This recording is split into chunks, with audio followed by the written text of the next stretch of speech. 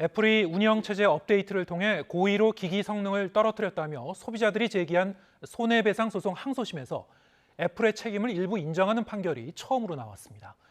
소비자 선택권 등이 침해돼 1인당 7만 원씩 배상해야 한다고 판단했는데 비슷한 소송이 이어질지 관심이 모아지고 있습니다. 김철희 기자가 보도합니다.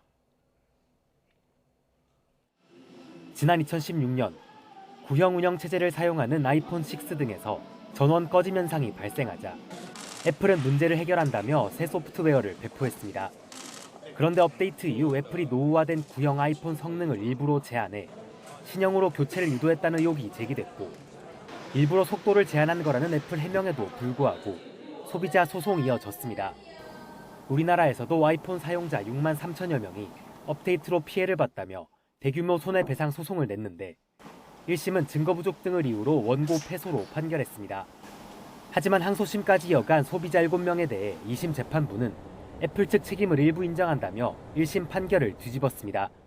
소비자 선택권이 침해돼 정신적 손해가 발생한 점 인정된다며 애플이 1인당 7만 원씩 배상해야 한다고 판단했습니다.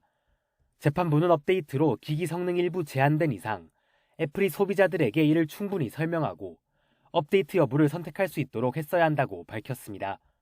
특히 애플과 소비자들 사이 정보 비대칭성이 존재하는 상황에서 소비자들은 업데이트가 기기 성능을 개선할 거라고 믿을 수밖에 없었다며 고지 의무 중요성을 강조하기도 했습니다. 다만 업데이트로 아이폰이 물리적으로 훼손됐다거나 통상적 기능에 영구 장애가 발생한 건 아니라며 재산상 손해는 인정하지 않았습니다. 판결이 나온 뒤 원고 측은 애플이 해외에서처럼 더 많은 피해자 배상에 나서야 한다고 강조했습니다. 미국에서는 이제 피해를 입은 사람들 전체를 대상으로 이제 배상을 했습니다.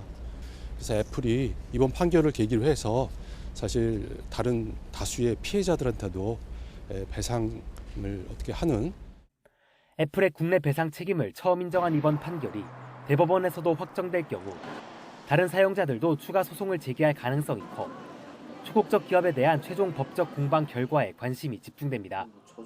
YTN 김철입니다.